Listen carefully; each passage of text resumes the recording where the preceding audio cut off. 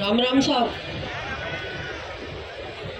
आज के इस कार्यक्रम में मंचासीन केंद्रीय राज्य मंत्री, कृषि राज्य मंत्री भाई कैलाश जी चौधरी, मंच पर विराजमान हमारे बीच कश्मीर से आए हुए डोडा जिले से विधायक शक्ति सिंह जी साहब, बाड़मेर जिले के प्रभारी शंकर सिंह जी राजपुरोही साहब और हमारे सबके लाडले मेरे छोटे भाई दीपक जी, इस मंच पर विराजमान भारतीय जनता पार्टी के जिला अध्यक्ष दिलीप जी पालीवाल साहब, समस्त सम्मानित मंच, मातृशक्ति और इस पांडाल में विराजमान सभी मेरे बड़े पिता तुल्य बुजुर्गों, देव तुल्य सभी भारतीय जनता पार्टी के कार्यकर्ता, युवा साथियों और बच्चों। पहली बात तो आप ये मुझे महसूस हो रहा है कि आप थोड़ा सा निराश हो। निराश तो नहीं हो?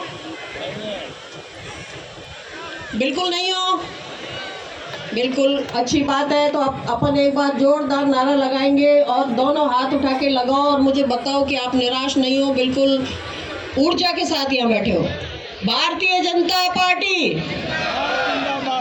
भारतीय जनता पार्टी, वंदे वंदे।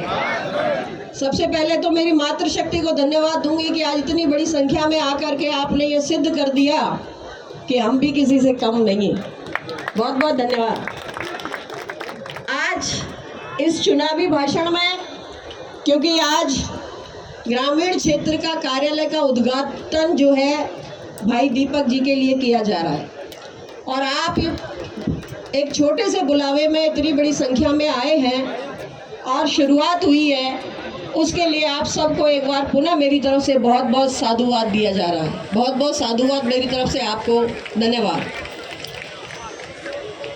देखिए, सभी बंधुओं से मेरा ये कहना है कि आज जो देश हमारे नेता मोदी जी के हाथ में है और भारतीय जनता पार्टी जिन लोगों के हाथ में है, वो बहुत गर्व की बात है।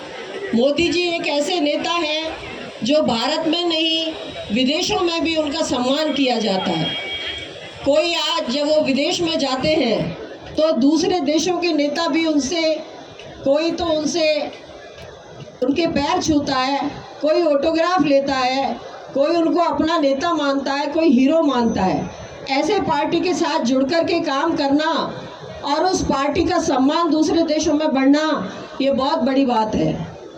आपको याद होगा कि जब विदेशों के अंदर एक समय था, कांग्रेस के बड़े नेता जाया करते थे, पीएम लेवल के लोग, तो उनकी उस पे एयरपोर्ट पे उनकी जांच होती थी, जूते कपड़े भी खोल करके जांच की जाती थी। याद है, मनमोहन सिंह जी के साथ ऐसा हुआ था। लेकिन आज क्या स्थिति है कि रेड कारपेट बिछाया जाता है ना। तो आज इस स्तर के नेता हैं और उनका आशीर्वाद लेकर के भारतीय जनता पार्टी राजस्थान के अंदर अपना जो काम कर रही है, 5 साल का जो कांग्रेस का कुशासन है, उस कुशासन में मेरे से पहले सभी वक्ताओं ने सारी बात कह दी है। मैं तो एक छोटी सी बात कहना चाहती हूँ कि भारतीय जनता पार्टी ने 2 लोगों का हमेशा ध्यान रखा, श्रमिकों का, लेबर का हमेशा ध्यान रखा और हमेशा किसानों का ध्यान रखा, युवा बच्चों का ध्यान रखा। लेकिन आपने देखा होगा, क्योंकि मैं किसान यूनियन से भी जुड़ी रहती हूँ, भाई लक्ष्मण जी यहाँ बैठे हैं, आपको ये बताएंगे कि किसानों का कार्ड बना करता था, उसका श्रमिकों का कार्ड बना करता था। उस कार्ड से हम श्रमिक लोगों की बहुत सारी योजनाएं लाते थे और उनकी मदद करते थे। वो लगभग बनने बंद हो गए, बहुत सारी योजनाएं बंद कर दी। किसानों की स्थिति है कि बहुत समय से अनुदान सही तरीके से आ नहीं रहा और आदान अनुदान नाम की एक जो राशि आया करती थी किसानों की, उसको भी बंद कर दिया है। और कितने भी संकट आ जाए, ये जो कांग्रेस सरकार है कभी हमारी मदद नहीं करती। किसानों की बात तो करती है लेकिन मदद नहीं करती। अब युवाओं की जो बात करें, इन्होंने कहा था कि हम जो है युवाओं को बेरोजगारी भत्ता देंगे, लेकिन क्या मिला क्या किसी को बेरोजगारी भत्ता? कहीं नहीं मिला। नौकरियों के नाम पर गहलोत साहब ने हमेशा लंबी लंबी नौकरियां निकाली, नौकरी जारी तो करी, विज्ञप्ति जारी करी, लेकिन हर विज्ञप्ति जाके हाई कोर्ट में अटक गई। और अगर कोई एग्ज़ाम कराया तो उसका पेपर लीक हुआ, पेपर लीक में आरपीएससी खुद शामिल हो गई। इनके मंत्री जी के घर वाले आरएएस बन जाते हैं एक ही लॉट में, एक ही गांव के 100 लोग एक बार में ही थानेदार बन जाते हैं। क्या है ये? किस तरह का घपला है ये?